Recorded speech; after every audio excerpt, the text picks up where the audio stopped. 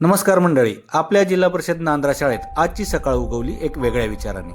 विद्यार्थ्यांसाठी काय करूया यावर आम्ही चर्चा करू लागलो आणि एकमत झालं, मुलांना खेळायला खूप आवडतं, वेगळा खेळ घेऊया. कोणता? तर खो खो.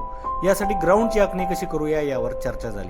खो खो असोसिएशनने दिलेले मापे आम्ही चेक केली आणि हातामध्ये टेप घेतला आणि कुदळ घेऊन सुरू झाली ग्राउंड आखणी. आमचे ईश्वर साळुंके सर, विनोद चव्हाण सर, मी सचिन जोशी सर, आमच्या विद्या जोशी मॅडम, आमच्या वंदना माळे मॅडम आणि आमचे राजेंद्र गोसावी या सर्वांसोबत रस्त्याने जात असलेले SMC सदस्य दोदू पाटील हे सुद्धा मदतीला धावून आले आणि सुरू झाली ग्राउंड आखणी. ग्राउंड खंदत असताना विद्यार्थी तरी मागं कसे राहणार? आमचा शंभू आणि त्याची टीम मदतीला आली. सोबत होते स्वप्नील बाविस्कर कविवर्य, यांनी सुद्धा त्यांच्यातली हाडाचा शिक्षक जागे केला आणि सुरू झाली आम्हाला मदत.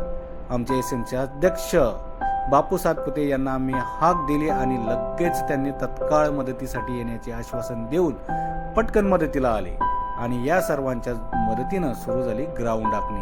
हा आम्ही खो खोचा पहिला खांब रोवला. या ठिकाणी सर्वांच्या मदतीनं त्याचे माप घेतले. सर्व मंडळींनी खो खोचं हे ग्राउंड तयार करण्यासाठी एक दिलानं एकजुटीनं तयारी केली. मुलं तरी कशी मागं राहणार?